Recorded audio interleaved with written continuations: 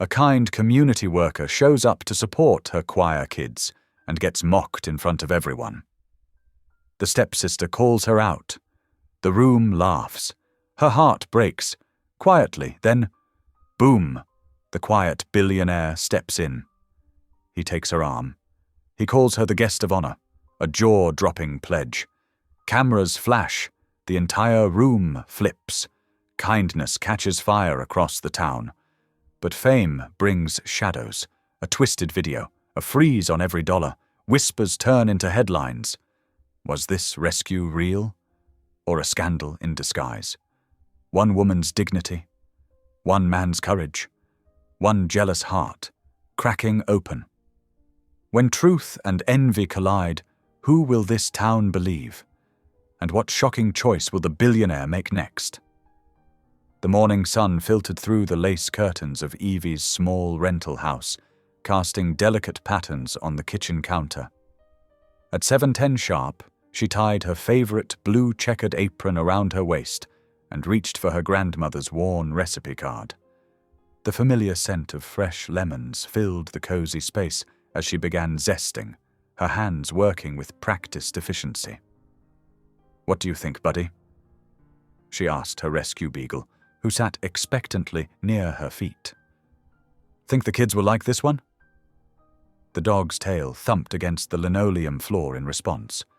Through the kitchen window, Evie could see her front porch with its 2 weathered rocking chairs, one she used, one that stayed empty now. A framed photo of Mark, her late husband, watched over her from its place on the windowsill, his kind eyes and warm smile frozen in time. 3 years had passed, but some mornings the grief still caught her off guard, like a sudden rain shower on a clear day. She mixed the batter with steady strokes, letting the rhythmic motion calm her thoughts. The morning light caught her wedding ring, still firmly in place. Just another day of service, she whispered to herself, a mantra that had carried her through harder times. At 9:45, a gentle knock interrupted her cleaning. Pastor Ruth stood on the porch, holding a garment bag. "Good morning, Evie," she said warmly. "I brought that dress we talked about." "You're a lifesaver," Evie replied, ushering her inside. "I was worried about what to wear tonight." Ruth laid the simple navy dress across Evie's sofa. "It'll be perfect for chaperoning. How are you feeling about the gala?" Evie busied herself with adjusting the dress's hem. "Oh, you know me, happy to help wherever I'm needed. The kids have worked so hard on their songs." "And working with Tara?" Ruth's voice held gentle concern. "It's fine," Evie said quickly, perhaps too quickly. "She's doing important work with the Arts Foundation. Tonight's about the children, not about, well, anything else." The afternoon ticked by as Evie wrapped pound cakes in clear cellophane, tying each with a yellow ribbon. At 3:30 she called Carol, the choir director, from her landline phone. "Just double-checking everything's set for tonight," Evie said, twirling the phone cord between her fingers. "I've got Marcus, Jenny, Deshawn, and Katie under my wing?" "That's right," Carol confirmed. "And Tara's office said you're on the volunteer list?" "Yes, all sorted." Evie glanced at her kitchen clock. "I'll make sure they're where they need to be." By 5:45, the sun was beginning to set, painting the sky in soft pinks and purples. Evie stood before her mirror, smoothing the borrowed navy dress. It was simple but elegant enough for the restored opera house. She'd pulled her brown hair back with a silver clip. Nothing flashy, nothing that would draw attention away from the kids. "Now, buddy," she said, kneeling to scratch behind her dog's ears. "Be good for Mrs. Alvarez, okay?" The beagle licked her hand as she gathered her purse and the boxed pound cakes. Her elderly neighbor was already waiting on her porch next door. "Don't worry about this sweet boy," Mrs. Alvarez said, taking Buddy's leash. "He and I will watch our shows together." As Evie drove downtown, the old opera house came into view, its restored facade glowing in the early evening light. Cars were already filling the parking lot. It seemed like half the town was turning out for the Arts Foundation's big night. She parked in the back, balancing the cake boxes carefully as she made her way to the service entrance. "Keep it simple," she reminded herself, taking a deep breath before pulling open the heavy door. "Tonight is about the kids. Just the kids." She stepped inside, ready to do what she did best, work quietly behind the scenes to make sure everything ran smoothly for others to shine. The familiar flutter of anxiety touched her stomach as she heard Tara's voice carrying from the main lobby, but Evie squared her shoulders and headed for the kitchen. She had 4 teenagers counting on her tonight, and that's where her focus needed to stay. The pound cakes would go on the bake sale table, the choir would sing their hearts out, and Evie would make sure it all happened without a hitch. That's what she was good at, after all, keeping things running smoothly from the shadows while others took center stage. The string lights twinkled against the darkening sky as guests streamed into the opera house, their excited chatter mixing with the elegant strains of classical music from the string quartet. The restored building seemed to glow from within, its windows warm with golden light that spilled onto the sidewalk. Inside, Evie moved efficiently through her pre-performance checklist with the 4 choir teens. "Remember to breathe deeply," she reminded them, straightening Marcus's tie and helping Katie pin back a stray curl. "You've practiced these songs dozens of times." "Ms. Harper?" Jenny whispered, fidgeting with her choir folder. "What if I mess up?" Evie squeezed the girl's shoulder. "Then you keep going, sweetheart. That's all any of us can do." Across the grand lobby, Tara commanded attention in a silver sequined gown that caught every light. She moved from group to group, laughing and touching arms, her voice carrying across the space. "The acoustics are simply incredible since the renovation," she was saying to a cluster of donors. "Just wait until you hear our youth choir." Evie checked her watch. 7:10. Right on schedule, Tara clinked her glass and moved to the microphone set up near the grand staircase. The crowd hushed. "Welcome, everyone." Tara's smile gleamed as bright as her dress. "I'm so thrilled to see such wonderful support for the arts in our community." She paused, scanning the room. "And I simply must acknowledge my stepsister Evelyn, our bookkeeper in training, who's helping out tonight." She gestured vaguely toward the kitchen. "Such a dear to volunteer, even if numbers aren't quite her strong suit yet." A few awkward chuckles rippled through the crowd. Evie felt heat rise in her cheeks, but kept her expression neutral as she made her way to the metal folding chair near the kitchen door. It wobbled when she sat down, one leg slightly shorter than the others. Deshawn caught her eye from where the teens waited and gave her a small wave. She smiled back, reminded of why she was here. The next 20 minutes passed in a blur of small talk and the clinking of glasses as servers wove through the crowd with appetizer trays.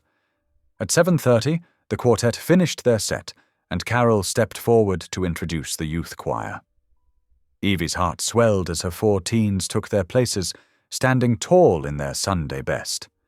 The first notes of "Amazing Grace" filled the restored opera house, pure and clear, and for a moment everything else fell away. They transitioned seamlessly into "You Raise Me Up," and Evie noticed several people in the crowd dabbing at their eyes. She felt a flash of pride. These kids had worked so hard, and it showed. As the applause died down and the teens made their way back to her, Evie overheard a conversation from the nearby group of donors. "Lovely performance," said a woman in an expensive-looking blazer.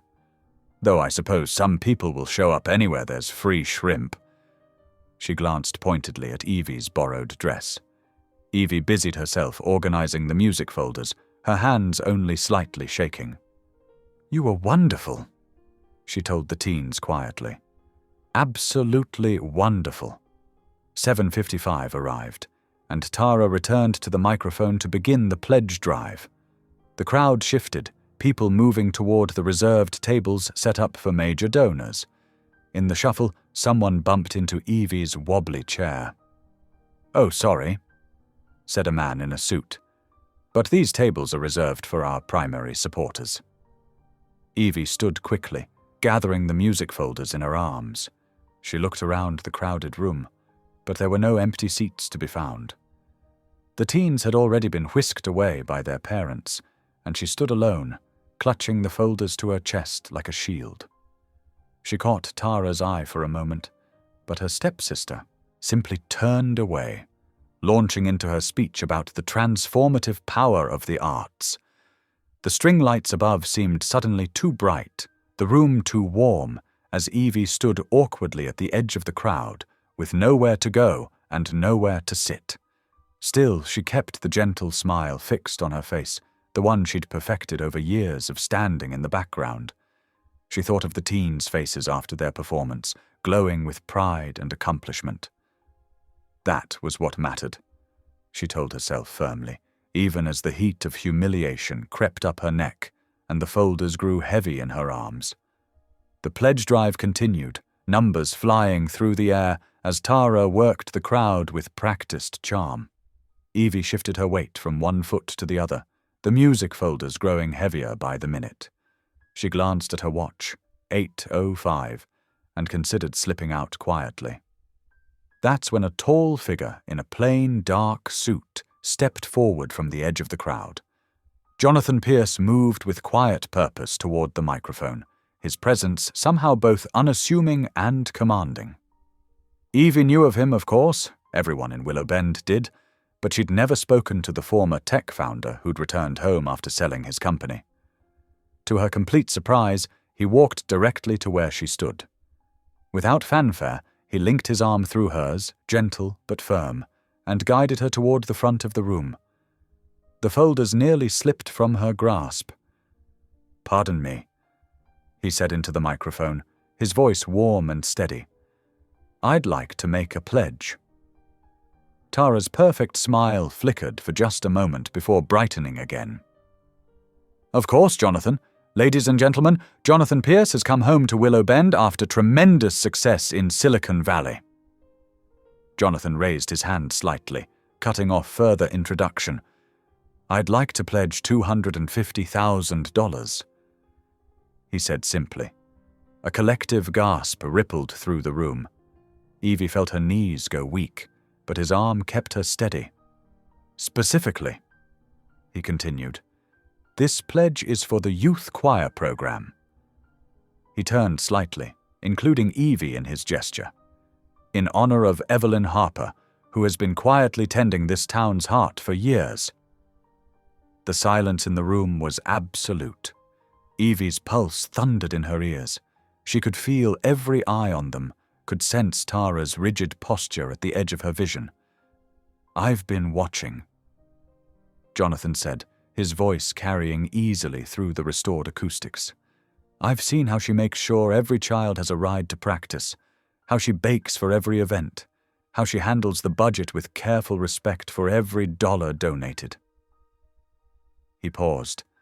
"That's the kind of stewardship this town needs." The applause started slowly, then built to a thunderous level. Jonathan kept his arm linked with Evie's, a steady presence that allowed her to stand tall without having to speak. She blinked rapidly, fighting back tears of relief and gratitude. Tara's voice cut through as the applause died down. "What a wonderful surprise! And speaking of surprises, we have several other exciting announcements." But the energy in the room had shifted.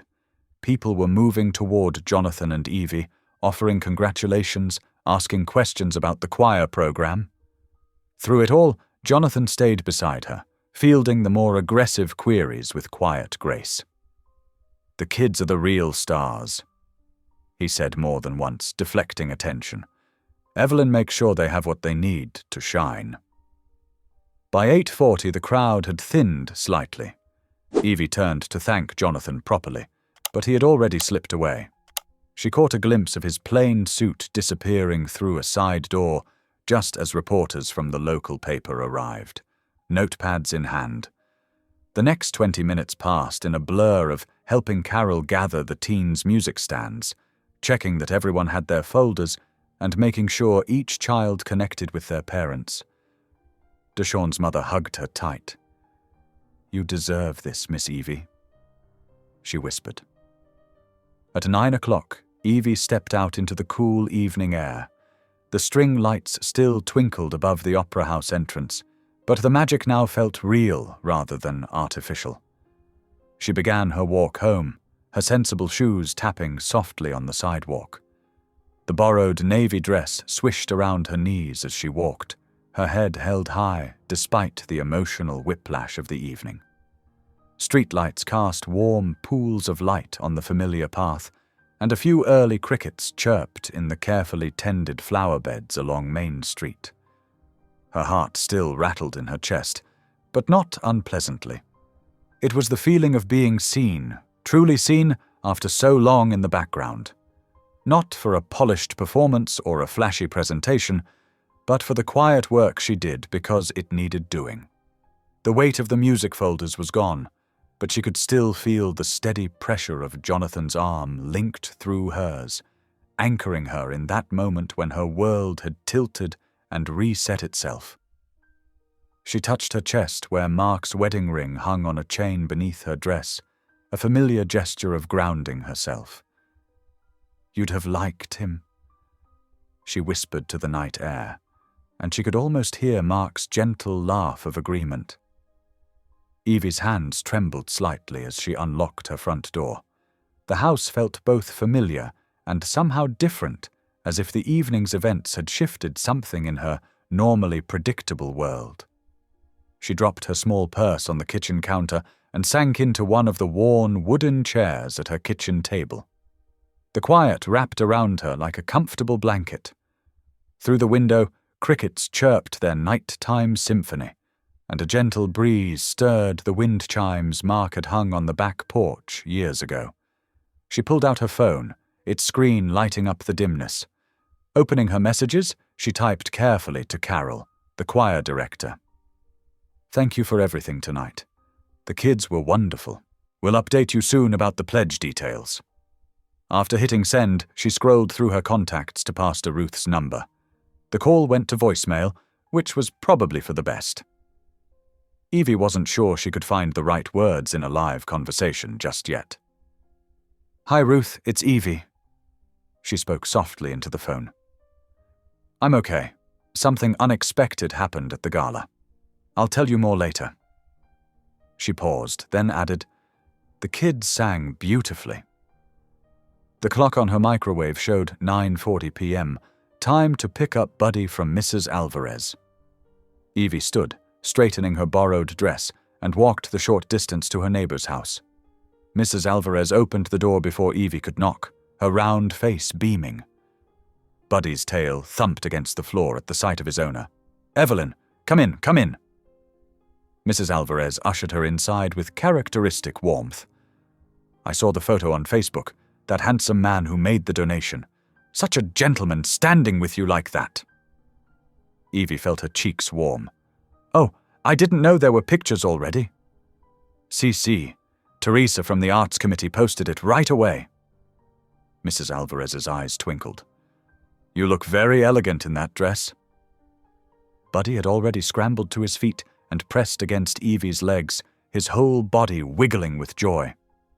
She bent to scratch behind his ears, grateful for the distraction. "Thank you so much for watching him," Evie said, straightening up. "He wasn't any trouble, was he?" "Never trouble. He and my Carlos watched TV together all evening." Mrs. Alvarez's ancient chihuahua peered at them from his cushion on the couch. Back home, Evie changed into her comfortable pajamas, carefully hanging up the borrowed navy dress over the back of her bedroom chair.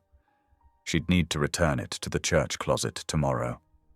The fabric caught the lamplight, and she touched it gently, remembering how it had made her feel both proper and pretty. In the bathroom, she washed her face and brushed her teeth, studying her reflection. The same Evie looked back at her, no visible changes to mark such a remarkable evening. just tired eyes and a few strands of grey at her temples that she'd never bothered to colour. Buddy followed her through her nighttime routine, his nails clicking softly on the hardwood floors. She filled his water bowl and gave him a bedtime treat, which he accepted with gentle manners. At her bedside, Evie knelt for her nightly prayers. The familiar posture brought comfort, helping to settle her spinning thoughts. "Lord," she whispered, "thank you for watching over the kids tonight. They worked so hard." She paused, choosing her words carefully. "Please help me handle this blessing with wisdom and humility. Guide me to use it well for the choir program." Her hands clasped tighter. "And Lord, please be with Tara. I know tonight didn't go as she planned. Help me to be kind, to remember she's hurting too." The prayer felt important, pushing back against the tiny seed of satisfaction she'd felt at her stepsister's discomfort. Rising from her knees, she moved around the room, preparing for sleep. The navy dress draped elegantly over the chair would need to be cleaned before she returned it. Her small bedside lamp cast a warm glow over Mark's photo. His kind eyes seemed to twinkle with approval at how the evening had turned out. Evie touched the frame gently before turning off the light. "Good night, love," she whispered, a ritual that brought peace rather than pain these days. Buddy was already settling onto his blanket in the corner, turning in circles before flopping down with a contented sigh. His presence filled the house with comfortable life sounds. The jingle of his collar tags, his quiet breathing. In the darkness, Evie pulled her quilt up to her chin. The events of the evening played through her mind like scenes from someone else's life. The humiliation at the gala, Jonathan's unexpected intervention, the pledge that would change everything for the choir program. But what stood out most was the quiet strength of Jonathan's presence beside her, letting her keep her dignity without having to say a word. The wind chimes tinkled softly outside her window, and Buddy's breathing had taken on the gentle rhythm of sleep. Evie closed her eyes, letting the familiar sounds of her home wash over her. Tomorrow would bring questions and decisions, and probably some complicated conversations. But for now, in this moment, there was just quiet gratitude and peace. The early morning sun cast long shadows across Evie's front porch as she opened her door to let Buddy out for his morning constitutional. A white envelope caught her eye, propped against the welcome mat. Her name was written in a neat, angular hand. Inside, she found a brief note and a cashier's check that made her breath catch. "For the ramp," J was all it said, but the amount, $12,000, represented exactly what the church needed for the accessibility project they'd been saving toward for months. Evie's hands trembled slightly as she set her coffee mug down on the kitchen counter. She checked the time. 7:30 would be early, but not too early for Pastor Ruth. The phone rang twice before Ruth's warm voice answered. "Ruth, it's Evie. I'm sorry to call so early, but..." She explained about the envelope, her words tumbling out. "The Lord works in mysterious ways," Ruth said, and Evie could hear the smile in her voice. "Bring it by the office. We'll deposit it properly into the facilities fund and document everything." "That's exactly what I was thinking." Evie agreed, relieved. Full transparency, receipts for everything. After hanging up, she made herself eat a proper breakfast, toast and eggs, while Buddy lounged hopefully near her chair. The morning light streamed through her kitchen window, catching dust motes in its beam, and she found herself pausing between bites to marvel at how much had changed in just 12 hours. Her phone buzzed with a news alert at 10 o'clock. The Willowbend Chronicle had posted their gala coverage online, complete with photos. Evie's stomach did a little flip when she saw herself in the main image, standing beside Jonathan Pierce as he made his pledge, her borrowed navy dress looking somehow elegant in the lighting. The caption called her a surprise honoree, and she felt her cheeks warm at the attention. Just before noon, her phone rang again.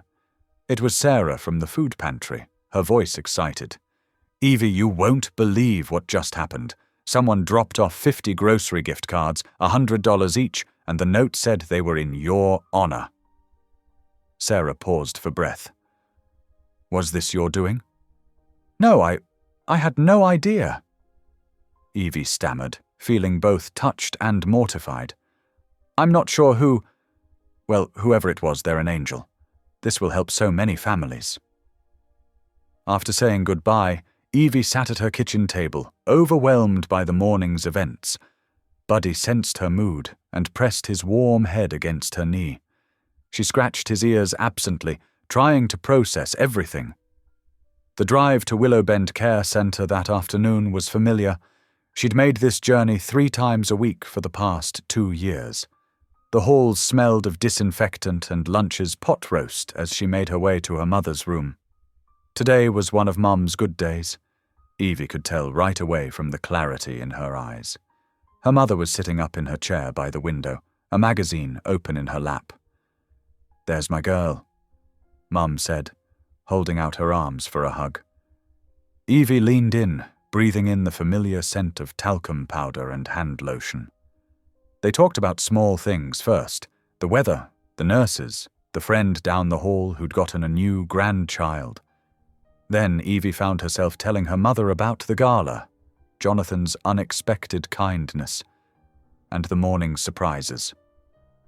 I don't want people focusing on me instead of what needs to be done," Evie concluded, twisting her wedding ring around her finger.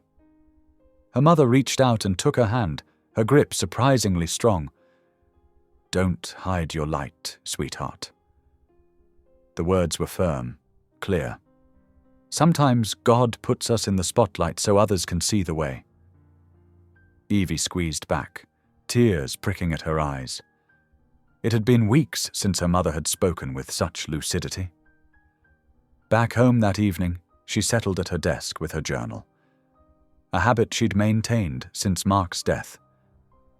The pages had seen her through grief, confusion, and gradually healing.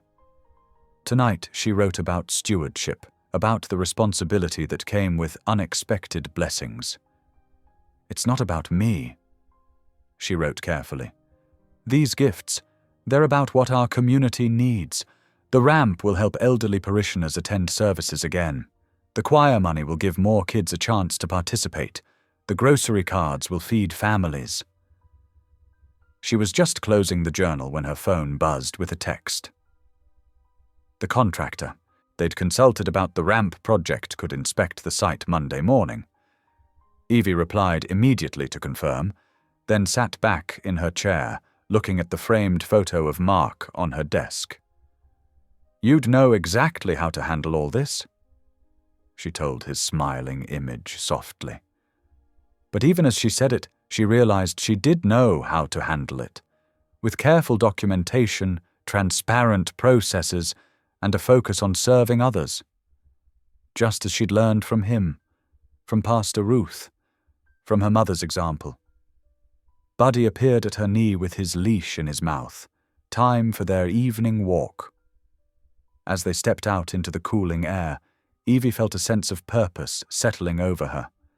Whatever came next, she would keep the attention where it belonged, on the needs that could now be met, on the work that could now be done. The sun was setting behind the trees, painting the sky in shades of pink and gold. A neighbor waved from across the street, and Evie waved back, Buddy's leash steady in her other hand. She was right where she needed to be, doing what needed to be done. Sunday morning dawned clear and bright, with golden sunlight streaming across the sleepy town. The church parking lot filled early as word spread about the youth choir's unexpected windfall. Cars squeezed into every available space, and latecomers parked along the street, creating a festive atmosphere of anticipation.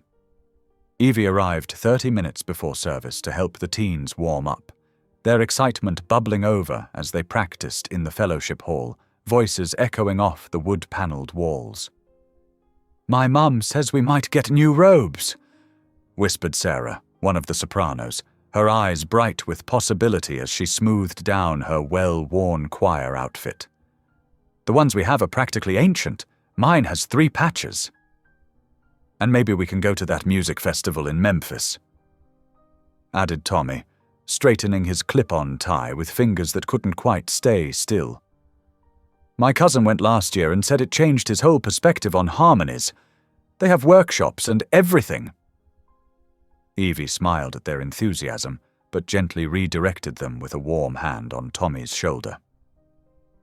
"Let's focus on today's song first, everyone. Big dreams start with small steps. Remember to watch Mrs. Martinez for your cues and breathe from your diaphragms like we practiced." The sanctuary filled quickly, pew by pew, with familiar faces and some not seen in months. Evie noticed Jonathan slip into the back pew just as the prelude began, the organ's rich tones filling the sacred space. He wore a simple grey suit that somehow managed to both blend in and speak of quality, and kept his eyes on the bulletin, avoiding attention from curious onlookers. The teens performed Amazing Grace during the offertory, their voices soaring clear and true to the rafters, the harmony parts weaving through the melody like threads in a beautiful tapestry. When they finished, spontaneous applause broke out, unusual for their conservative congregation, where appreciative nods were the typical response. Pastor Ruth had to wait for it to die down before continuing the service, her pleased smile barely contained. Throughout the service, Evie caught glimpses of Jonathan's profile, his expression thoughtful and sometimes distant as he followed along in the hymnal, mouthing the words rather than singing them aloud.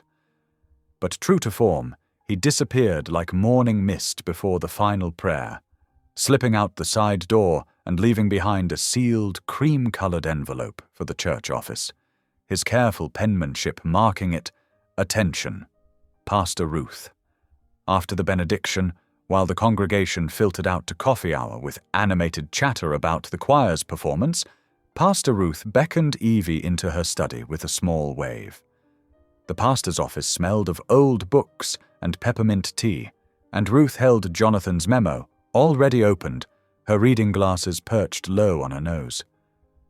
"He's thought this through carefully," Ruth said, handing Evie the paper with its crisp folds and meticulous type. The note outlined a structured approach that revealed Jonathan's business acumen.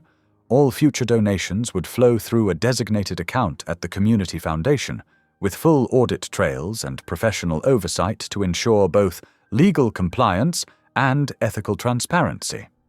Most notably, he requested to remain in the background, emphasizing the work rather than the giver. "Smart," Evie commented, running her finger along a particularly thoughtful paragraph. "This protects everyone, the church, the kids, and him too. No rumors or expectations that can't be met."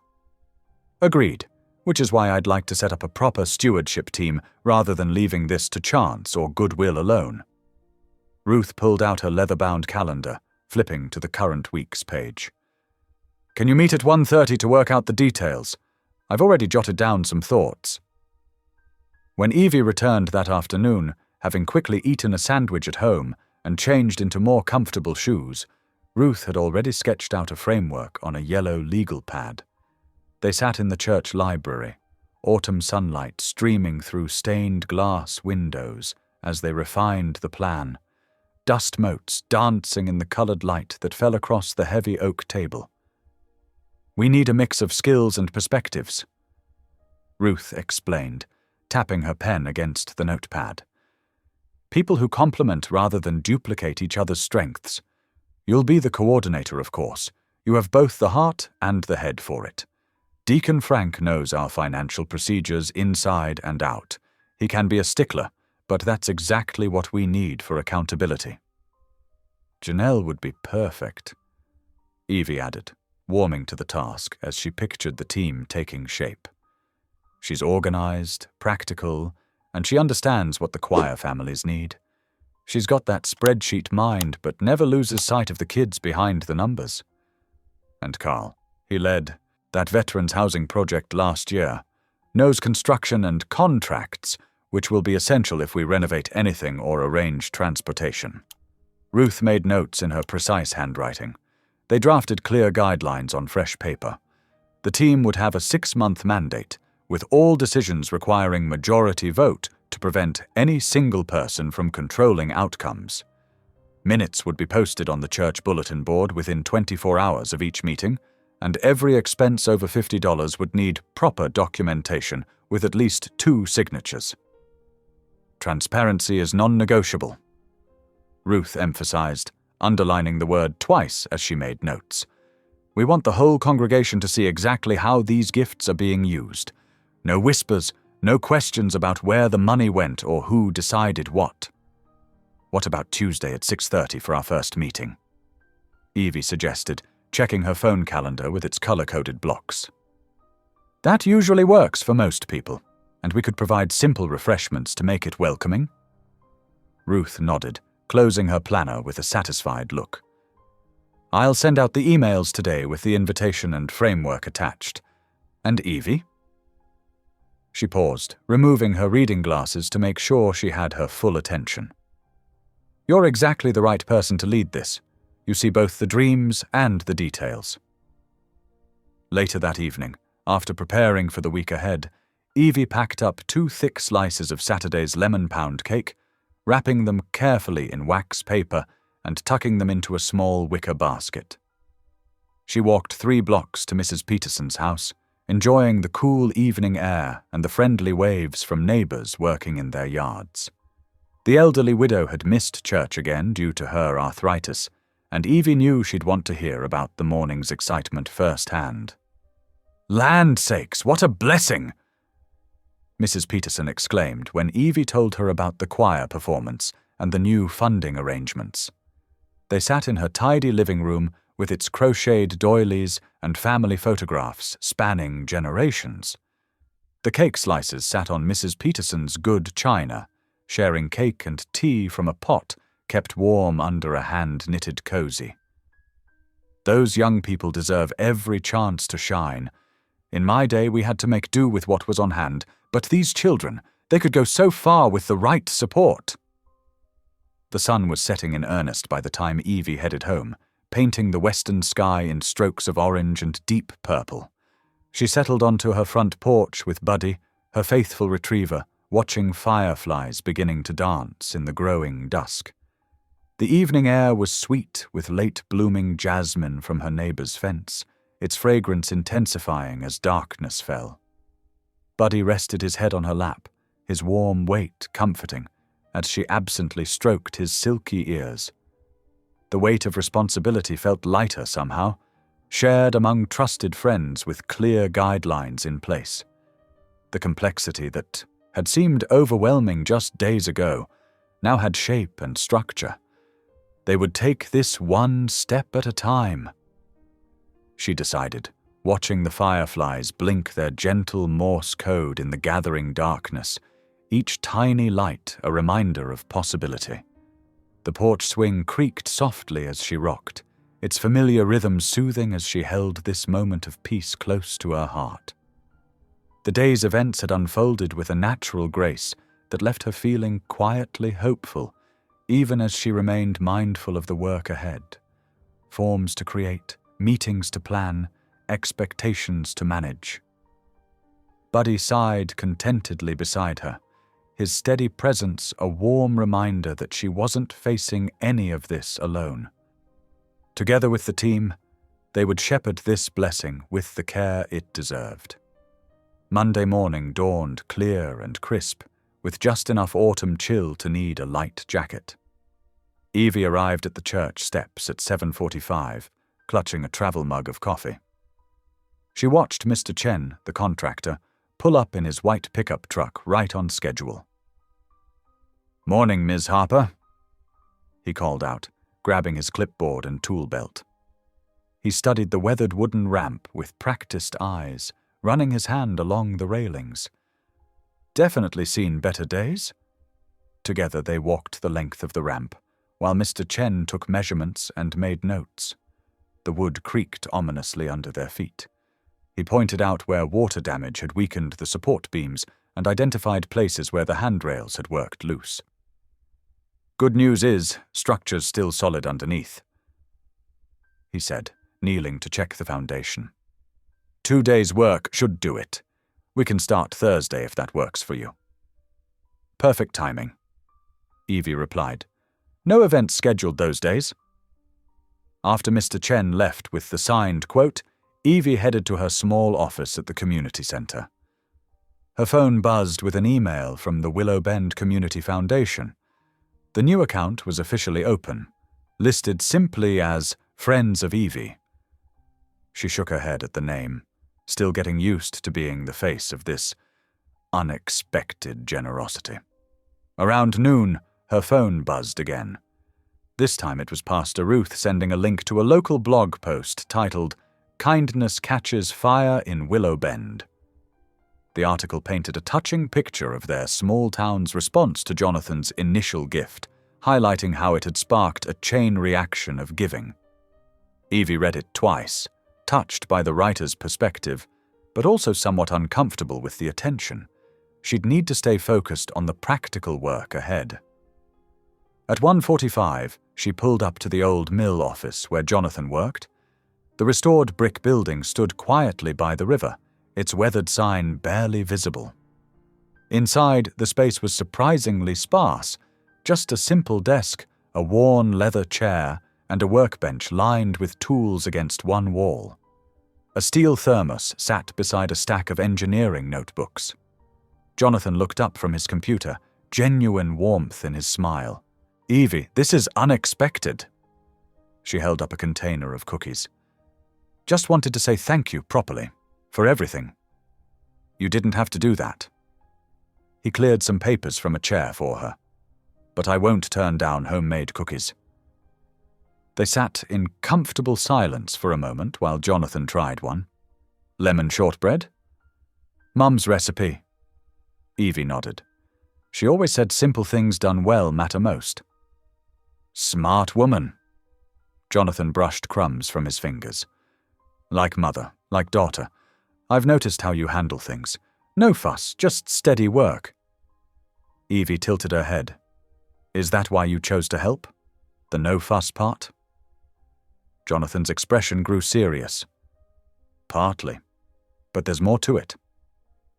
He stood and walked to the window, looking out at the river. "A few years back, I made a donation to a tech education program in Boston. Big announcement, lots of press. What I didn't realize was there was already a smaller non-profit doing similar work in that community." He turned back to face her. "My flashy gift basically put them out of business. They couldn't compete with the attention and resources I'd thrown at the problem. 20 years of grassroots work, gone. Just because I hadn't taken the time to understand the ecosystem I was stepping into." "That must have been hard to learn," Evie said softly. "It changed how I give." Jonathan returned to his chair. "Now I look for people who are already doing the work, who know their communities, people like you. My role is to support, not direct." "That's why you set up the foundation account?" He nodded. "The steward team you've assembled, they know what's needed. I trust their judgment more than mine." "Speaking of the team," Evie checked her watch, "we meet tomorrow at 6:30. Will you join us?" "I'll be there, but quietly. This needs to be community-led." He smiled. "That's how real change happens." After saying goodbye, Evie headed to the community center for one last task. Clipboard in hand, she walked the building systematically. The leaking roof above the gym entrance had left water stains on the ceiling tiles. She noted the exact location and took photos with her phone. Moving through the building, she tested each door. The closer on the art room entrance was stuck, making it hard for smaller kids to open. In the gym, she gently shook each row of bleachers, marking down which sections wobbled. Her list grew steadily. Fluorescent lights flickering in the senior room, a loose toilet handle in the women's restroom, cracked tiles by the drinking fountain. Small things that added up to make the space feel worn and neglected. But now they had resources to address these issues. Evie smiled as she made her final notes, imagining the difference these repairs would make for everyone who used the center. Tomorrow's meeting would be the first step toward making it happen. The church basement hummed with quiet energy as Evie arranged 7 folding chairs around 2 pushed-together card tables. She'd arrived early to set up coffee and Pastor Ruth's homemade banana bread, wanting everything just right for this first official meeting. At 6:25, Deacon Frank arrived, his worn leather briefcase tucked under one arm. "Evening, Evie. Got those draft guidelines printed out like you asked?" He placed a neat stack of papers on the table. The others filtered in. Janelle from the choir, her scrubs still on from her nursing shift. Carl in his veteran's cap. Pastor Ruth with her familiar, warm smile. Jonathan slipped in last, choosing a chair against the back wall rather than at the table. "Thank you all for being here." Pastor Ruth began at 6:30 sharp. "Let's start with a prayer for wisdom as we consider how best to serve our community." Evie watched the others bow their heads, feeling the weight of responsibility settle over the room. After the Amen, she distributed Deacon Frank's handouts. "These are the proposed guidelines," she explained, her voice steady. "We want complete transparency in how we handle these generous gifts." Carl adjusted his reading glasses. "Monthly reports to the congregation?" "Yes." Deacon Frank nodded. "Published in the bulletin and posted on the church website. Every penny accounted for." Janelle leaned forward. "I like the priority categories, seniors, children, and veterans, covers the most vulnerable in our community. And the $50,000 cap on individual projects makes sense," Pastor Ruth added. "Anything larger needs extra review and community input." From the back, Jonathan cleared his throat. Everyone turned. He handed Evie an envelope. "My thoughts on my role, or lack thereof, in the decision-making." Evie read his brief letter aloud. "While I'm honored to support this work, all voting rights and project decisions belong solely to the steward team and the community they represent. I trust their judgment completely." "Well said," Carl commented. "Keeps things clean." They moved efficiently through the formal adoption of the guidelines, Pastor Ruth taking careful notes. Then Evie opened her manila folder. "We have 3 immediate needs to consider," she began. "First, the church accessibility ramp. We already have the $12,000 gift specifically designated for that." "Motion to approve," Deacon Frank said immediately. "That ramp's been dangerous for months." "Seconded," said Janelle. "My mum can barely manage it with her walker." The vote was unanimous.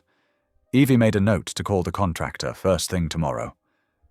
"Second item," she continued, "is transportation. The Veterans Medical Transport Program has been using volunteer vehicles, but they're not reliable enough for the longer trips to the VA hospital, and the youth choir needs safe transportation for performances and outreach." Carl sat up straighter. "I've been researching used passenger vans. Found 2 low-mileage ones at a dealership in Springfield, $19,000 each. Both have excellent maintenance records. $38,000 total," Pastor Ruth calculated, "within our single project cap." They discussed the logistics, insurance, maintenance, volunteer drivers. Another unanimous vote approved the purchase. Third, Evie pulled out her community center photos. "The roof above the gym entrance is leaking. If we don't fix it before winter, we risk serious structural damage." "Cost estimate?" Deacon Frank asked. "Around $20,000 for proper repairs. I'd like permission to get 3 detailed quotes this week." Janelle gestured to the ceiling. "We can't risk mold in a building used by kids and seniors."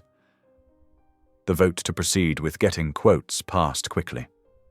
Evie felt a warm glow of satisfaction. 3 critical needs addressed in their first meeting. As they wrapped up, Pastor Ruth reviewed her notes. To summarize, ramp repair starts Thursday. Carl will handle the van purchase, and Evie will get roof quotes. Next meeting in 2 weeks to review progress? Everyone nodded. Jonathan slipped out quietly as they stacked chairs and tidied up. Upstairs, the youth group's laughter echoed down the stairs. They were decorating for the fall festival. By 9:15, Evie was alone in the kitchen, washing coffee cups and arranging them on the drying rack. The familiar task gave her time to process the evening. They'd made solid decisions, she thought, practical choices that would make real differences in people's lives. The youth group's voices floated down again, something about pumpkins and hay bales. Evie smiled, thinking how the new van would help get them to their nursing home concerts. The seniors' faces always lit up when the teens performed. She dried her hands, double-checked that the coffee maker was unplugged, and gathered her notes. The weight of responsibility remained, but it felt more manageable now. They had a good team, clear guidelines, and specific goals. Most importantly, they had remained focused on serving others rather than drawing attention to themselves. The meeting had energized her, but she knew they'd face scrutiny. Every decision would be watched, every expenditure questioned. That was okay, she thought as she turned off the kitchen lights. Transparency meant they had nothing to hide. Wednesday morning dawned clear and crisp, the air carrying that unmistakable hint of approaching autumn. Evie sat at her kitchen table, a fan of local roofers' business cards and printed estimates spread before her as she dialed the first number on her meticulously organized list. Buddy lay contentedly at her feet, his warm body occasionally shifting against the worn linoleum floor, his tail thumping rhythmically whenever Evie glanced down at him. "Good morning. This is Evelyn Thomas. I'm calling about a roof repair quote for the community center," she explained to the first contractor, carefully noting their timeline and price range in her spiral-bound notebook. The second call yielded similar information, though the estimated start date was weeks out. 3 calls later, Mike from Reliable Roofing had the most promising response. His gruff but friendly voice perked up when she mentioned the community center project. "I can start Monday if we get the deposit by Friday," he said decisively. "It'll take about 4 days, weather permitting. My crew's just finishing up the Peterson place, and we'd be glad to roll right into your project." "Perfect timing before the fall rains," Evie replied, jotting down the details with careful precision. Her pen underlined the total figure twice. His quote came in just under their $20,000 budget, leaving a small cushion for unexpected issues. "That works wonderfully with our timeline." At 10:30, after feeding Buddy and changing into a neat blue blouse, Evie met Carl at Harriman's Auto Sales on the edge of town. The white 12-passenger van gleamed in the morning sun, its clean lines and recently waxed exterior catching the light. The interior, with its well-maintained cloth seats and spotless floor mats, was exactly what they needed for their community transportation program. Previous owner was a church in Springfield, Carl explained, his weathered hand running along the spotless dashboard while he peered under the hood with expert eyes. Only used it for Sunday school trips and the occasional senior outing. They upgraded to something bigger, but this has been serviced every 3 months like clockwork. Got all the maintenance records right here. He patted a manila folder tucked under his arm. They took it for a test drive around town, Carl checking the engine response and listening for any concerning sounds, while Evie noted the smooth ride, working heat, and functioning air conditioning. The van handled the hill by the library without straining, and the brakes responded firmly when a squirrel darted across Maple Street. "The seniors will be comfortable in this," she said thoughtfully, imagining Mrs. Harmon and the others settling into these seats for their monthly VA hospital trips. "The step-up isn't too high, and there's room for walkers in the back. And look, all the seatbelts are intact, not a single tear," Carl added, pulling at one to demonstrate its sturdy retraction. Perfect for the choir kids when they go to regionals. Safety first.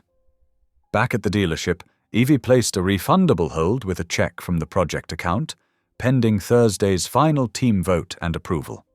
The salesman, a middle-aged man with kind eyes, seemed genuinely pleased when Carl mentioned it would remain in community service. "My mother uses the senior shuttle," he confided as he processed the paperwork. "Makes all the difference for her independence." After a quick lunch of homemade chicken salad on whole wheat, Evie's phone buzzed with a news alert. The Willow Bend Gazette had run a front-page feature calling her a hometown hero. The very phrase made her stomach knot and her cheeks warm with discomfort.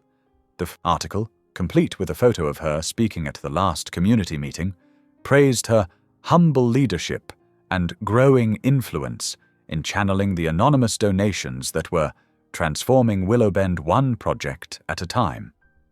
She was still frowning at her phone, uncomfortable with the spotlight the article cast on her rather than the community effort, when a text from Tara popped up.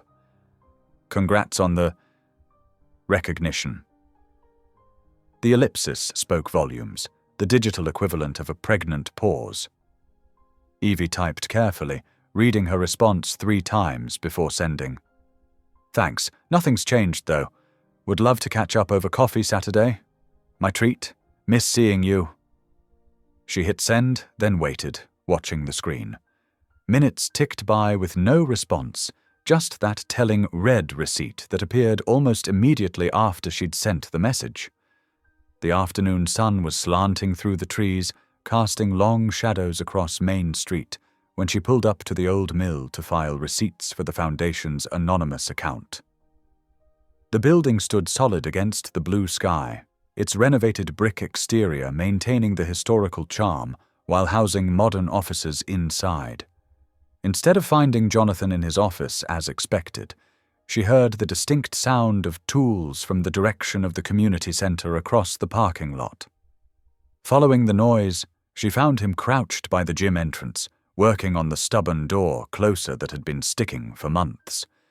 His suit jacket hung on a nearby nail, crisp white shirt sleeves rolled up to the elbows as he carefully adjusted the mechanism, a small toolbox open beside him. "Need a hand?" she asked, approaching quietly so as not to startle him. He glanced up with a slight smile that softened his usually reserved expression. "Almost got it. Amazing what a little WD-40 and basic maintenance can fix. Been driving me crazy every time I come for the youth mentoring program." As opposed to, say, a $250,000 gesture at a fancy gala. The words slipped out before she could stop them, surprising even herself with their directness. To her relief, Jonathan chuckled, the sound warming his eyes. "Exactly, though sometimes those have their place too." He stood and tested the door. It swung smoothly now, closing with a soft click instead of the jarring bang that had plagued it for months. "But this is more my speed. Practical. Immediate results." "Mine too," Evie admitted, thinking of her own preference for behind-the-scenes work and tangible accomplishments. Simple fixes, real results, no fanfare needed. Speaking of which, Jonathan wiped his hands on a rag pulled from his back pocket, tucking his screwdriver back into the metal toolbox. "How are the project quotes coming? Ruth mentioned you were finalizing the roofing contract today." She updated him on the roofing timeline and van inspection while he packed up his tools with methodical precision. Their comfortable conversation flowed naturally, touching on practical matters and immediate needs, feeling worlds away from the spotlight of newspaper articles and public recognition that made them both visibly uncomfortable. By 7 that evening, Evie was home again in her small but cozy living room, watching Buddy crunch enthusiastically at his dinner while she spread Thursday's agenda papers across her weathered coffee table. The lamp cast a warm glow over her work as she organized each section carefully. The meeting would be straightforward. Approve final quotes, set project timelines, review the first batch of receipts for transparency. She touched the newspaper article that lay at the edge of the table, still troubled by its tone and focus. Being called a hero felt fundamentally wrong. She was just doing what needed doing, same as always, same as dozens of others in their community. The real story was in the small details that the paper had missed. Carl researching reliable vans for hours, Jonathan fixing doors without being asked, Pastor Ruth taking careful notes at every meeting, everyone working together without fanfare or expectation of recognition. The light was fading outside her window, painting the sky in gentle pinks and purples as she sorted the papers into neat piles secured with binder clips. Tomorrow would bring its own challenges and decisions, but for now she had receipts to organize and a dog who was looking expectantly at his leash hanging by the door, ready for his evening walk. The simple things, she thought with quiet satisfaction as she rose from the couch, were what really mattered, not headlines or accolades, but work done well and promises kept.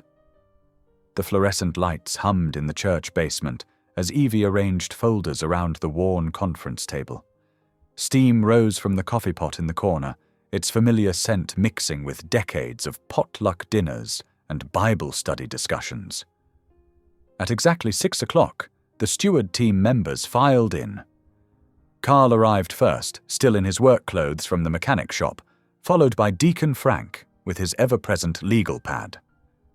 Janelle rushed in, juggling her phone and a stack of papers, apologizing for almost being late. Pastor Ruth closed the door behind them, her sensible shoes squeaking on the linoleum. "Let's start with a prayer," Pastor Ruth suggested, and they joined hands around the table. After the Amen, Evie opened her folder. First item, the roofing contract. Mike from Reliable Roofing can start Monday if we approve the deposit today. She passed around copies of 3 competing quotes. Reliable came in lowest at $19,800 with a 5-year warranty. "I know Mike's work." Carl nodded. "Did my sister's roof last spring. Solid crew, no corners cut." Deacon Frank studied the numbers. "The deposit is 30%. "Yes, which comes to $5,940. Evie confirmed. "The foundation can transfer funds tomorrow morning if we approve." They voted unanimously to proceed. Janelle recorded the decision in the official minutes while Frank prepared the paperwork. "Next up, the van purchase." Evie continued. "Carl and I inspected a 12-passenger van yesterday. It's a 2019 model with 45,000 miles, asking $18,500. She distributed the vehicle report and maintenance records. "What about the second van?" Pastor Ruth asked. "Found another similar one at Wilson Motors." Carl replied. $19,200, but they'll match the $18,500 if we buy both. I checked them both out. They're clean, well-maintained." The vote was quick and positive. Evie made a note to call the dealership first thing tomorrow. "Now," she said, pulling out a new set of papers, "the county's Agency on Aging contacted us about their weatherization program. They've identified 35 seniors who need help with heating costs this winter." Janelle leaned forward. "My grandmother used their services last year. The space heaters they provide are really good, have automatic shutoffs and everything." "They're requesting $15,000. Evie explained. "That would cover space heaters, weather stripping kits, and installation help for those who need it. They'll handle all the distribution and documentation." "Seems like a natural fit for our priorities," Pastor Ruth observed. "Seniors, safety, and winter prep all in one." Another unanimous vote. Frank noted it in the official record while Evie updated the budget tracker. "Before we wrap up," she said, "the community center needs cleaning and prep work before the roofers come. I thought we could schedule a volunteer day this Saturday." "Count me in," Carl said immediately. "I've got some heavy-duty shop vacs we can use. The youth group will help."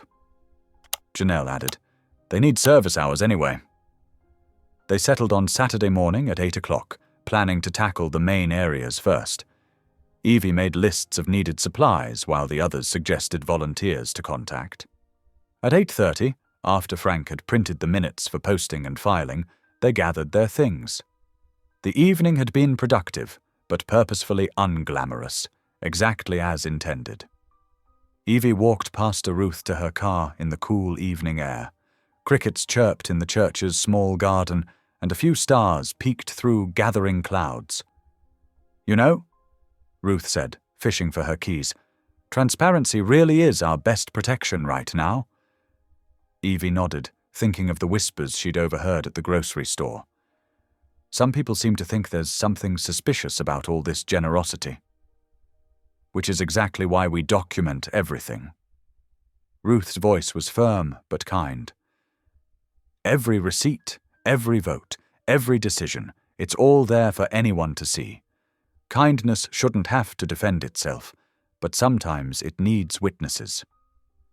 Speaking of witnesses, Evie said slowly, what if we invited Sarah from the Gazette to Saturday's work day?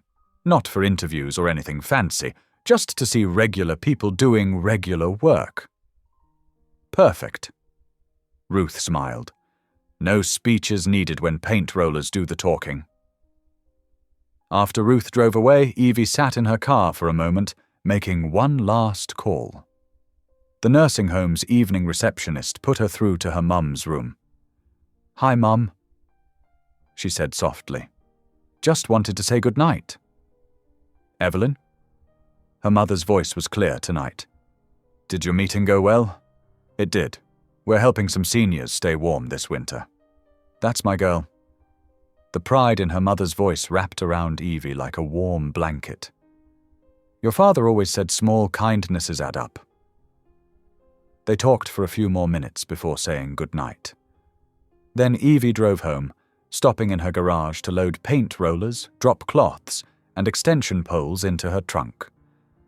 The tools clunked against each other as she arranged them. Simple instruments for simple work. No fanfare required. The dashboard clock read 9:15 as she closed the trunk. Tomorrow would bring paperwork and phone calls, but Saturday would be about rolled-up sleeves and willing hands. Sometimes the best way forward was also the most straightforward. Just show up and do the work that needed doing. Saturday morning dawned crisp and clear as Evie pulled into the community center parking lot at 7:30. The trunk of her car was packed with cleaning supplies, and the back seat held 4 boxes of donuts from Mason's Bakery. She found Carl already there, setting up a large percolator coffee maker on a folding table near the entrance. "Morning," he called out, waving a stack of paper cups. "Figured we'd need plenty of caffeine today." "You're a lifesaver," Evie said, arranging sign-in sheets and name tags next to the coffee station. The familiar scent of percolating coffee filled the air as volunteers began trickling in. By 8 o'clock, the parking lot was filling up. 3 ladies from the quilting circle, Dorothy, May, and Barbara, arrived together, armed with cleaning supplies and determination. "We brought extra rubber gloves," Dorothy announced, holding up a box. "And some of those magic eraser things." A group of teenagers from the youth group piled out of Janelle's minivan, looking surprisingly awake for a Saturday morning. They gravitated toward the donuts while Janelle distributed work assignments.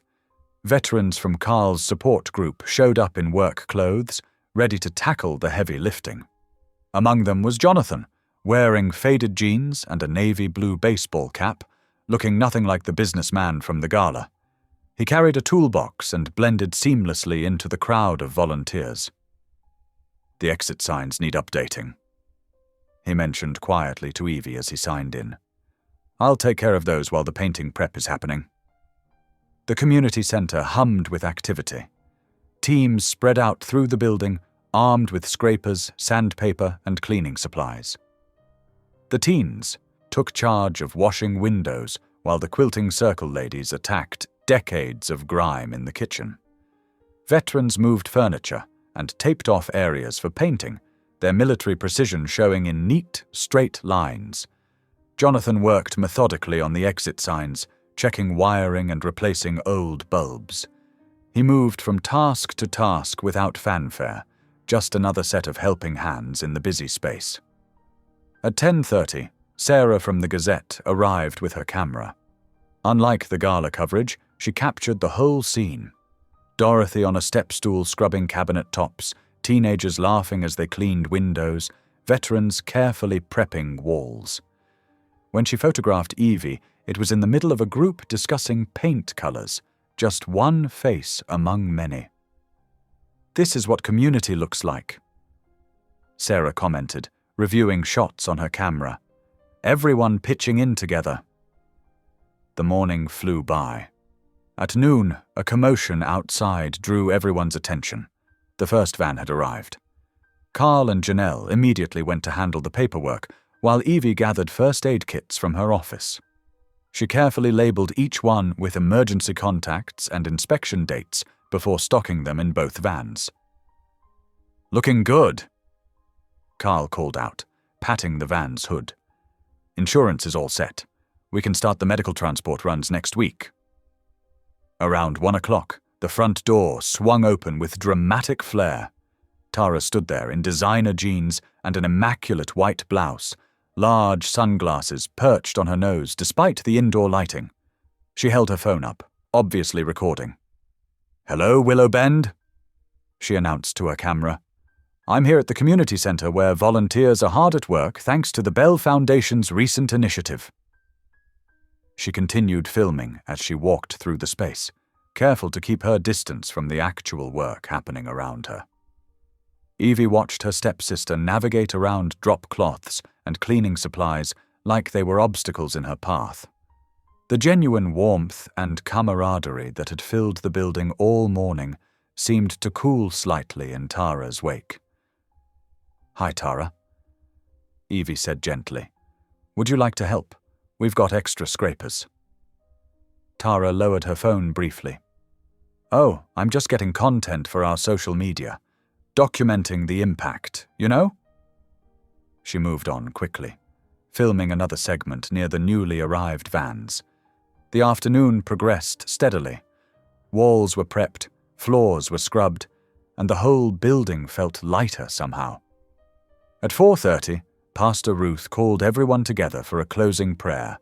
They formed a large circle, hands joined, quilting circle ladies next to teenagers, veterans beside church members, Jonathan still anonymous in his cap, even Tara reluctantly joining in. "Thank you, Lord, for willing hands and open hearts," Ruth prayed. "Bless this work and all who gather here. Amen." People began gathering their things, exchanging tired but satisfied smiles. Tara slipped out quickly, her phone footage secured. The others lingered, helping to clean up and put away supplies. By 5:30, only Evie and Jonathan remained. They did a final walkthrough, checking that windows were locked and lights were off. "What a difference a day makes," Jonathan observed, looking around the prepped space. "The roofers will have a clean workspace Monday." "Will you be here for that?" he asked as they headed toward the exit. Evie nodded. "I'll come by in the morning to let them in. Want to make sure they have everything they need." They stepped out into the evening air, the sun low and golden.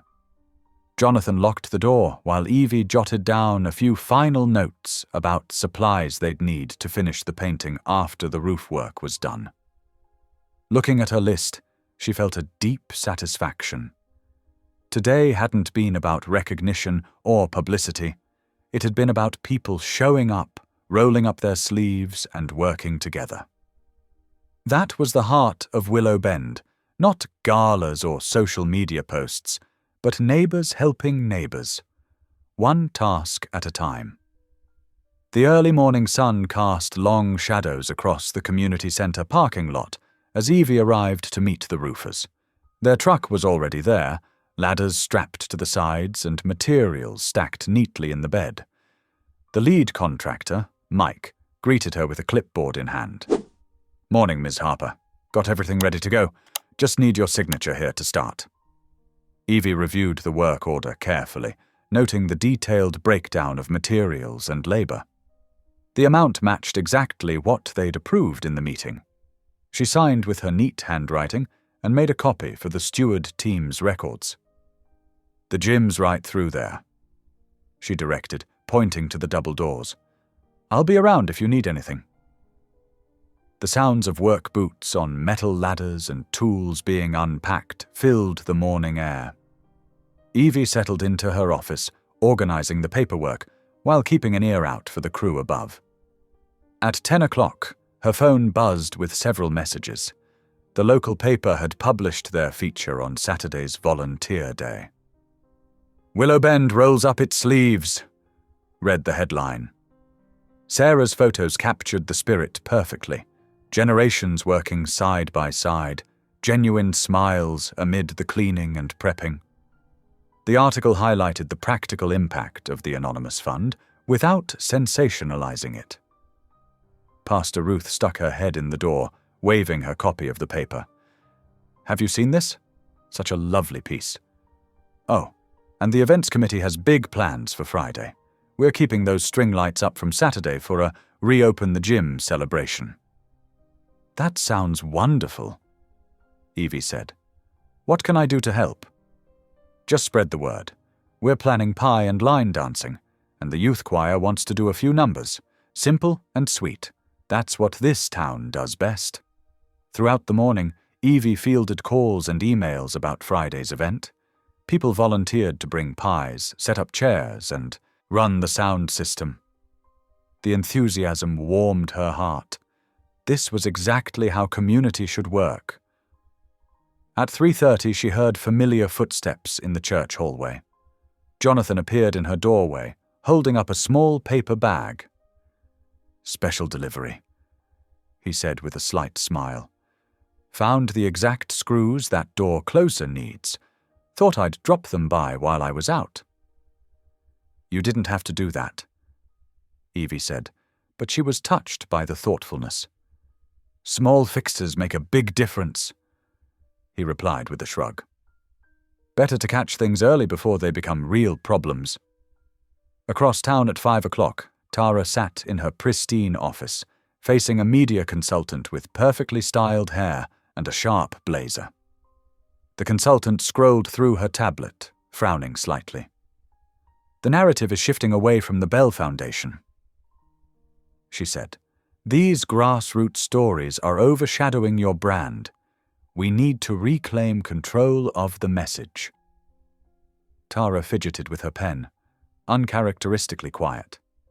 The consultant's words felt hollow somehow, especially after watching Saturday's genuine collaboration. Her carefully curated social media posts seemed artificial in comparison. "I'll think about it," Tara said finally, showing the consultant out. The evening settled soft and purple over Willow Bend. At 7:30, Evie clipped Buddy's leash on for their evening walk. The Riverwalk was peaceful at this hour, string lights from the nearby park reflecting on the water. Buddy's tail wagged as they strolled, stopping occasionally to sniff interesting spots. At 7:50, they rounded a bend and saw a familiar figure leaning on the railing, looking up at the emerging stars. Jonathan turned at their approach, nodding hello. "Stargazing?" Evie asked, joining him at the railing while Buddy settled at their feet. "Something about it puts things in perspective," Jonathan replied. "Makes the small things feel more important somehow, not less. Is that why you focus on the little fixes, the door closers and exit signs?" He thought for a moment. "Big gestures get attention, but small repairs keep things running. One loose screw can make a door stick. One burnt-out bulb can leave a dark corner. Fix those, and you make life a little easier for everyone who comes through." "I understand that," Evie said softly. "It's like what my mother always said about kindness. It's not about doing big things, it's about doing small things with great love." "You're good at that," Jonathan observed. "Keeping the focus on others, on what needs doing, even with all this attention lately. Evie smiled, looking out at the water. The attention will fade. The work is what matters. They stood in comfortable silence for a few minutes, watching the stars brighten against the darkening sky. At 8:15, Buddy stretched and stood, ready to head home. "Time for someone's evening snack," Evie said, gathering his leash. "Thanks for the door screws." "Thanks for the company," Jonathan replied simply. They parted ways at the bridge, each heading home through the quiet evening. The late afternoon sun slanted through the community center's freshly cleaned windows, catching dust motes that danced in the golden light. Evie stood in the doorway of the transformed gym, taking in the results of the week's work. The patched roof had already proven itself during yesterday's rain, not a single drip. New LED bulbs brightened every corner, and the glossy floor reflected like a mirror after its thorough mopping. Carl finished testing the last exit sign, giving Evie a thumbs up. "All lit up and working perfectly," he called down from the ladder. "This place hasn't looked this good in years," Janelle said, arranging punch cups on the long table. Her teenage daughter Emily was helping set out paper plates decorated with autumn leaves. By 6 o'clock, the gym hummed with life. Families streamed in, carrying pies and casseroles, their voices echoing off the high ceiling. Children darted between adults' legs, playing impromptu games of tag. Buddy found his spot under the punch table, content to watch the festivities from his cozy vantage point. The youth choir gathered near the makeshift stage area, straightening their matching blue t-shirts. Their director gave them last-minute reminders as parents positioned phones for photos. When they began to sing, their clear voices filled the space with hope and harmony. Evie watched from the back, her heart full as she saw the pride on their faces. "They sound amazing," a quiet voice said beside her. Jonathan had appeared without fanfare, as was his way. He wore a simple button-down shirt and khakis, looking comfortable among the townspeople. "They've worked so hard," Evie replied, smiling as the teens launched into their second song. "And now they have a proper space to perform in." The evening flowed naturally into dancing as someone hooked up speakers to play country classics. Parents swung their little ones around, teenagers taught their grandparents new steps, and laughter mixed with music under the string lights that twinkled overhead. At 7:15, during a slow Patsy Cline song, Jonathan turned to Evie. "Would you care to dance?" he asked simply, extending his hand. Evie hesitated for just a moment, then nodded. They moved to the edge of the crowd, near where the string lights cast a gentle glow reminiscent of their Riverwalk encounter. Jonathan kept a respectful distance as they swayed to the music, their conversation easy and unhurried. "The contractor did a great job on the roof," he commented. "He did," Evie agreed. "Though I think your door closer repair might be the most appreciated fix. No more slamming during quiet activities." Their shared laugh was comfortable, free of pretense. Across the room, the local reporter snapped photos of the whole gathering. Families, food tables, dancers, all captured in wide shots that showed the community's spirit. As 8 o'clock approached, people gravitated toward the pie table. Mrs. Alvarez's apple pie disappeared first, followed closely by Pastor Ruth's chocolate cream. The gym filled with the sounds of forks clinking on plates and satisfied murmurs of appreciation. Evie made her rounds, making sure everyone had what they needed, picking up empty plates and exchanging warm words with each group. Buddy emerged from his hideout to accept gentle pats from children with sticky fingers. The night wound down naturally, families gathering their empty dishes and sleepy children. The choir teens helped stack chairs, still humming their songs. By 9:15, the last cars were pulling out of the parking lot, leaving the gym peaceful but holding the echo of joy. Evie was just finishing the last bit of cleanup when her phone buzzed. then buzzed again and again. Frowning slightly, she checked the screen at 9:30. Her heart stopped. There on her social media feed was a video post from Tara's foundation account. The clip had been edited to show snippets of conversation between Evie and Jonathan, taken out of context and arranged to suggest impropriety. The caption read, "The truth behind Willowbend's miracle donations." Comments were already pouring in. Knew it was too good to be true. Typical small-town payoff scheme. Self-serving much? What happened to transparency? Evie's hands shook as she read comment after comment. The video had clearly been shot during Saturday's volunteer day, but clever editing had twisted innocent moments into something ugly. At 10:15, sitting in her quiet kitchen with Buddy's head in her lap, Evie read through the growing thread one last time. Her finger hovered over the keyboard, dozens of defensive responses running through her mind. But in the end, she set the phone down. Instead, she bowed her head. "Lord, give me wisdom," she whispered. "And please, help Tara find peace." The phone kept buzzing as she got ready for bed, each notification feeling like a tiny jab. She turned it face down on her nightstand at 11, but sleep proved elusive.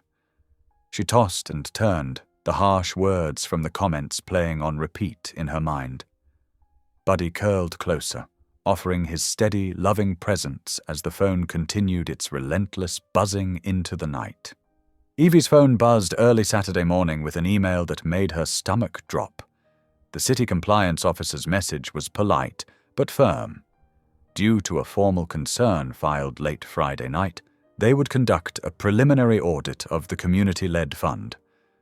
All disbursements were frozen for an estimated 3 business days. She read the email twice, her morning coffee growing cold beside her. Buddy sensed her distress and pressed his warm body against her legs. The implications hit her in waves. They'd have to delay picking up the vans, and the senior citizens would have to wait for their space heaters as winter crept closer. "It's okay, boy," she murmured to Buddy, scratching behind his ears. "We've got nothing to hide, just more paperwork." At 9:30, her phone lit up with a text from Jonathan. "My legal advisor suggests I avoid public statements until the audit clears. I'm sorry. I know silence looks bad, but she says it's the best way to prevent more misinterpretation." Evie typed back quickly. "I understand. We'll let the receipts speak for themselves." She could picture Jonathan in his sparse mill office, probably wearing that worried frown he got when problems couldn't be fixed with his toolbox. His reluctance to stay quiet came through in his response. "This isn't right. The truth matters." "Yes," she wrote back, "and it will come out. Take care of yourself." By 10:45, the steward team had gathered around the church basement tables. Carl brought his reading glasses and a stack of manila folders. Janelle arrived with sticky notes in 5 colors and her laptop for scanning. Deacon Frank wheeled in a cart of coffee and donuts, though nobody felt much like eating. "All right, folks," Pastor Ruth said, taking charge. "Let's organize this by project. Every receipt, every confirmation email, every set of minutes. We'll make copies and label everything clearly." They worked steadily through the morning.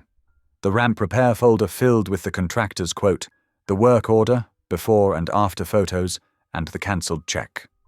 The van purchase paperwork included 3 dealer quotes, insurance documents, and the refundable deposit receipt. Even the door closer Jonathan had fixed got its own folder with the parts receipt and a maintenance log entry. "Look at this," Janelle said around 11:30, spreading out their meeting minutes. "Every vote recorded. Every discussion documented. Names, dates, times, it's all here." Carl nodded as he 3-hole punched another set of papers. "Nothing to hide because we did everything right." At noon, Pastor Ruth set down her stapler and cleared her throat. "I think we should plan for after the audit clears. A town hall, completely open to the public. We'll present every document, answer every question. Total transparency." "That makes sense," Deacon Frank agreed. Let people see the whole picture, not just edited clips. They were still working when Evie's phone buzzed with a text from Mrs. Alvarez. Someone's at the gym looking for you. Your sister. Evie's heart skipped. She excused herself and drove the short distance to the community center. Sure enough, Tara stood in the gym doorway, wearing oversized sunglasses despite the cloudy day. She watched as Evie packed leftover pies from last night's celebration into containers for the nursing home. The silence stretched between them, heavy with unspoken words.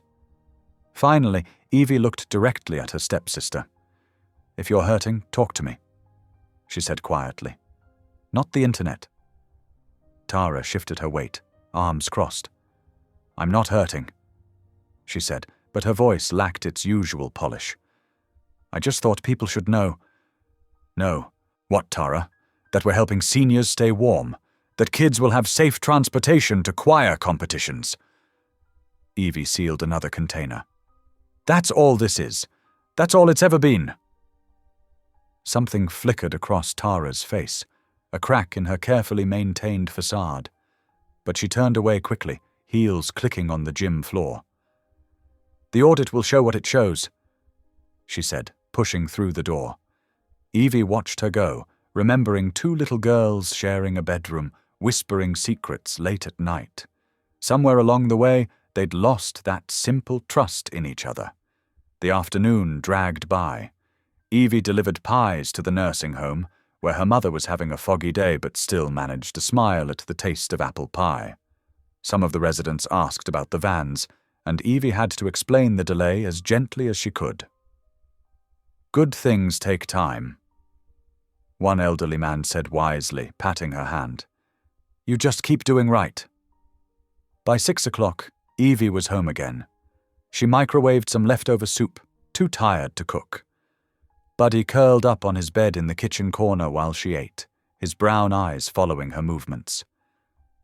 What do you think, boy? She asked him. Should we watch a movie? Or just call it a day? Buddy's tail thumped once against his bed. The weight of the day settled heavily on her shoulders. The audit would clear them. She knew that. But the strain of waiting, of letting people think the worst, of seeing Tara's pain twisted into accusations, it was exhausting. She rinsed her soup bowl and looked at Mark's photo on the wall. You always said the truth comes out in its own time, she murmured. Then she turned off the kitchen light and headed to bed, Buddy padding quietly behind her. Sunday morning dawned clear and cool. Evie slipped into her usual seat in the third pew, smoothing her navy skirt as she settled in. The familiar scent of wood polish and aging hymnals wrapped around her like a comfort blanket.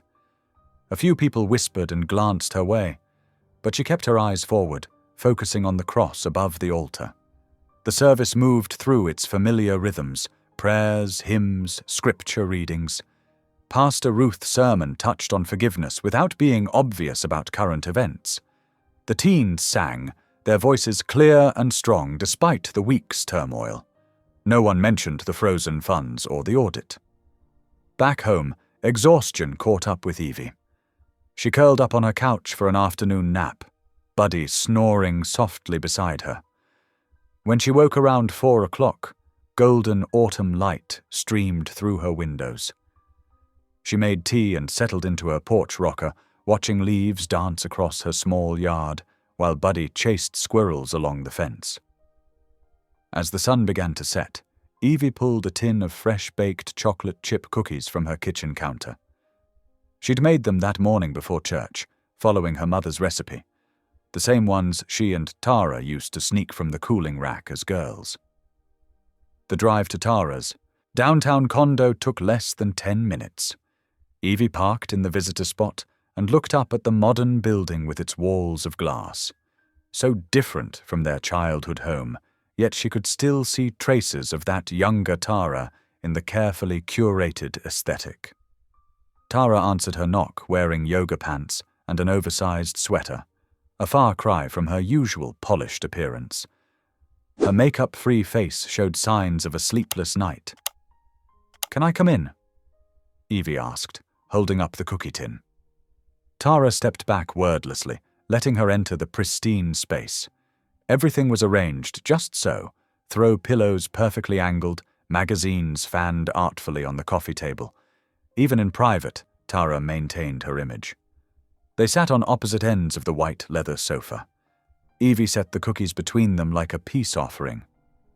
When Tara didn't speak, Evie took a deep breath and asked the question that had been weighing on her heart. When did winning against me become more important than winning with me? The words hung in the air between them. Tara's careful composure cracked, tears welling in her eyes. "I was always the loud one, the dramatic one," she said, voice rough. "You were so capable, so steady. Mum used to say, 'Why can't you be more like Evie?' And I tried, but it never worked. I couldn't be you." She wiped at her eyes with the sleeve of her sweater, a childlike gesture that made Evie's heart ache. "As teenagers, you had this quiet confidence. People trusted you without you having to prove anything. I felt like a shadow. Then I discovered that if I couldn't have that kind of respect, I could at least have attention. Applause became my measure of worth." Evie stayed quiet, letting her stepsister's pain pour out. "I did it," Tara whispered. "I had my assistant edit that clip to make it look wrong. She filed the complaint too. When everyone started talking about you instead of the foundation, instead of my work." She shook her head. "I panicked." Evie took a cookie from the tin, broke it in half. "I'm not going to say it's okay, because it's not. You hurt people beyond just me. The seniors waiting for heaters, the veterans who need rides to their appointments." Tara flinched. "But what I want to know is this," Evie continued gently. "What are you afraid of losing if the town shines? If good things happen and you're not the center of it all?" Tara's next words came out barely above a whisper. "If I'm not the center, do I disappear?" The question broke something open between them. Suddenly they were both crying, for the little girls they'd been, for the women they'd become, for the years of competition and misunderstanding that had driven them apart. When they could speak again, Evie reached for her stepsister's hand. "The audit will clear us," she said. "When it does, we're having a town hall. Complete transparency. You could be there. You could tell the truth yourself." Tara's fingers tightened around hers. "They'll hate me. They might be angry at first," Evie acknowledged. "But owning our mistakes, that's how we grow. That's how we heal." After a long moment, Tara nodded. Her voice was shaky but determined. "I'll do it." They shared another cookie in companionable silence before Evie stood to leave. The night air was cool as she walked home under the streetlights, stars twinkling overhead. She pulled out her phone and called Pastor Ruth. "She's ready to make it right," Evie said when Ruth answered. The words felt like the beginning of something new, not just for Tara, but for both of them. Monday morning brought a welcome surprise. At exactly 10 o'clock, the compliance officer's email arrived with a clarity that made Evie's shoulders drop in relief. Thanks to the team's careful documentation, every receipt filed, every meeting minuted, every transaction tracked, the preliminary audit had concluded early. No irregularities found. The words on her screen blurred slightly as tears of relief welled in her eyes. She printed the email immediately, her hands trembling just a little as she pulled the warm paper from the tray. Pastor Ruth called within minutes, as if she'd been hovering by the phone waiting for news. "Town hall tomorrow evening?" she suggested, her voice brisk with purpose. "Strike while the iron's hot. People need to hear this directly, all together." "Yes," Evie agreed, tucking a strand of hair behind her ear. "The gym's already clean. Let's do it. We can set up the chairs right after lunch tomorrow." They set the time for 6:30 the next evening, allowing working folks to get home and grab a quick dinner first. The notice went out Tuesday morning through every channel: church bulletin, community center board, local paper's website, and the town's social media pages. Evie made sure the message was simple and direct. Community fund update and town hall meeting, all welcome. No fanfare, just facts. By 6:15 Tuesday evening, cars filled the community center parking lot and spilled onto the grass alongside the building. People filed into the gym, filling the newly secured bleachers, their voices creating a hopeful buzz that filled the space. The fresh paint gleamed under the lights, exit signs glowing steadily. A faint scent of cleaning products still hung in the air, mingling with the smell of coffee brewing in the back. Evie stood near the podium, clipboard in hand, watching familiar faces find seats. Seniors from the quilting circle, teenagers from the choir, veterans in their service caps, and families with children who immediately gravitated toward the basketball tucked in the corner rack. The compliance officer spoke first, her presentation crisp and professional. Her laser pointer highlighted key figures on the projected spreadsheets showing every transaction, explaining how the Foundation's custodial account maintained proper oversight. She clicked through charts displaying donation sources and expenditures with calm efficiency. "In conclusion," she stated, pushing her glasses higher on her nose, "we found 0 irregularities. The fund freeze is lifted effective immediately." A ripple of applause spread through the crowd. Evie stepped up next, her hand steady on the podium. She looked out at the crowd, not as a speaker seeking approval, but as a neighbor sharing good news. The lights were bright, but she could make out individual faces: Mrs. Peterson with her knitting needles still moving in her lap, Coach Miller nodding encouragingly from the back row. "This work happened because of you," she said, her voice warm and clear in the hushed gym. Veterans who hauled ladders up 3 flights of stairs in the July heat, teenagers who spent their Saturday scraping paint instead of sleeping in or hanging at the mall, choir moms who made enough sandwiches to feed an army and then stayed to clean up after everyone else went home. She paused, smiling as she looked from face to face. That's who we are, people who show up for each other. When someone falls, a dozen hands reach out to help them up. She outlined the proposal for a permanent community-led fund, explaining the open book practices they'd continue using, her finger tracing key points on the handouts volunteers were distributing through the rows. Every receipt posted on the bulletin board and online, every meeting public with childcare provided, every decision made together with quarterly votes on priorities. She gestured to the back table stacked with folders. The complete audit report is available for anyone who wants to review it. Jonathan rose from his seat in the middle row, excusing himself as he stepped past knees to reach the aisle. He walked to the podium with quiet purpose, his shoulders square but not stiff. It was the first time he'd spoken publicly since the gala. His navy sweater and khakis were simple, nothing like the tailored suit he'd worn that night. "I've always preferred giving quietly," he began, his voice soft but carrying through the room. "But I've learned something important. True trust needs light." He explained his new commitment to transparent, community-directed philanthropy, his hands occasionally emerging from his pockets to emphasize a point. No naming rights, no personal recognition, just neighbors helping neighbors in the open.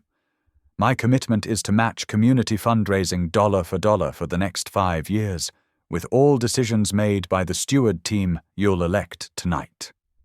The crowd nodded approvingly, a few whispers of appreciation passing between spouses and friends. Then Tara stood up near the back of the room, her red blazer bright against the crowd. Evie held her breath as her stepsister made her way to the microphone. Tara's designer heels clicked against the gym floor, but her usual confidence was replaced by visible nervousness. Her perfect makeup couldn't hide the dark circles under her eyes or the slight tremble in her hands as she adjusted the microphone. "I need to confess something," Tara said, her voice shaking. The room went still. "I was responsible for the edited video clip that cast doubt on this fund. I had the complaint filed." She gripped the podium until her knuckles went white. "I have no excuses. What I did was wrong, and I'm deeply sorry, not just to Evie and Jonathan, but to everyone affected by the fund freeze, to the seniors who worried about their heating assistants, to the kids who couldn't use this gym for 2 weeks, to everyone who had to spend hours proving what was already true." The gym grew silent, so quiet the hum of the fluorescent lights seemed loud. Tara continued, a tear tracking down her cheek that she didn't wipe away. "I'd like to make amends. I've reached out to corporate sponsors I know through my events business about matching funds for the senior heating program. No branding, no publicity stunts, just warm homes for our neighbors this winter. It's a start, but it won't be the end of my commitment to make this right." Evie stood and crossed to her stepsister, her steps deliberate but not hesitant. She wrapped her arms around Tara in a hug that spoke of forgiveness before words could. The tension in the room broke like a fever. A sponsor in a business suit stood up from his chair. "We'll reinstate our pledge, effective immediately." Another voice called out from near the water fountain. "We'll double our contribution for the heaters." Soon voices were overlapping with offers and suggestions. Pastor Ruth walked to the podium, her practical shoes making no sound on the floor. She smiled, the corners of her eyes crinkling. "I think our youth choir has something to share," she said, gesturing to the side door where teens had been waiting. The kids filed onto the risers, matching T-shirts slightly rumpled, and the first notes of "Lean on Me" filled the gym. Their young voices blended in harmony that wasn't perfect but was heartfelt. By the second chorus, many in the audience had joined in, some swaying slightly in their seats. When the singing ended, people lingered, talking in small groups around the gym.